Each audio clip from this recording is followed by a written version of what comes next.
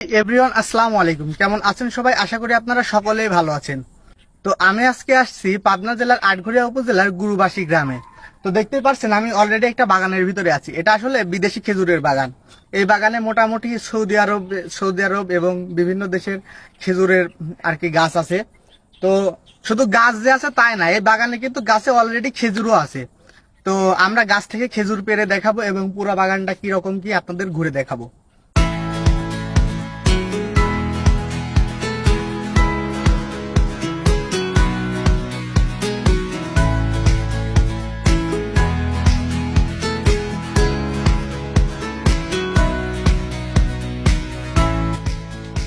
তো এই যে দেখতে পাচ্ছেন অলরেডি মাশাল্লাহ অনেক সুন্দর এই যে খেজুর ধরে আছে।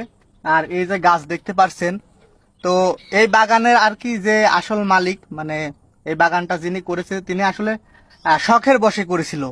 তো আস্তে আস্তে তিনি যখন ভালো সুফল পেয়েছে তো তিনি চাচ্ছে যে এই বাগানটা আরো সম্প্রসারণ হোক, প্লাস তিনি আশেপাশে আরো বাগান করার চেষ্টায় আছে। তো দেখতেই পাচ্ছেন মাশাল্লাহ কত সুন্দর খেজুর হয়েছে। আর এই খেজুরটা গাছে বর্তমানে কাঁচা অবস্থায় আছে। আপনারা যদি এখান থেকে যদি একটি খেজুর পেড়ে খেয়ে দেখেন তো আসলে এর যে স্বাদ, এর স্বাদটা আসলে অতুলনীয়, অনেক মিষ্টি একটা ফল। তো আমি আমি কাঁচা অলরেডি একটা খেয়েছি, খেয়ে দেখেছি অনেক মিষ্টি লেগেছে, কোনো কষ নেই। মনে হবে যে আপনারা চিনিতে কামড় দিলে যেরকম মিষ্টি লাগে সেম ওই রকম মিষ্টি। এই বাগানটায় যে শুধু খেজুরের গাছ আছে বিষয়টা কিন্তু এমন না। আপনারা এই বাগানে আসলে এরকম বিভিন্ন ড্রাগনের গাছও দেখতে পাবেন। গাছে দেখতেই পারছেন যে মাশাআল্লাহ অনেক সুন্দর ড্রাগন আসছে। তো আপনারা চাইলে এই বাগান থেকে খেজুরের চারার পাশাপাশি ড্রাগনের চারাও কিনতে পারবেন। এই যে এইগুলা যে বড় বড় হয়ে গেছে এইভাবে সঠিক যত্ন নিতে হয়, আর ঠিক মতো যত্ন না নিলে এই ফলগুলা প্রত্যেকটাই নষ্ট হয়ে যাবে। এই ফলের ভিতরে একটা করে প্যাকেট, এরকম করে একটা প্যাকেট দিয়ে বেঁধে দিলে পরে এই ফলটা সুরক্ষিত থাকবে।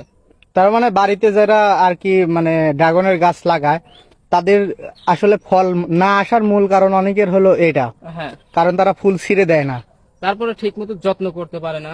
আমাদের এই গাছের গোড়ায় আমাদের কিন্তু প্রচুর পরিমাণের খাবার দেওয়া আছে, যার কারণে গাছটা এতটুকু সুস্থ এবং পুষ্টি পাইছে। আর যে পরিমাণ এই যে ড্রাগন ধরছে, আমি এর আগে বেশ কয়েকটা ড্রাগন খাইছি, প্রায় 10-12টার মতো, কিন্তু অনেকেই এসে ড্রাগন পায় না। তো আবার নতুন ফুল আসছে, দেখা যাক আল্লাহ কি করে।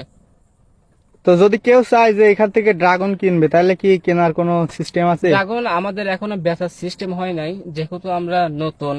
আমরা চেষ্টা করতেছি যে উৎপাদন বাড়ানোর জন্য।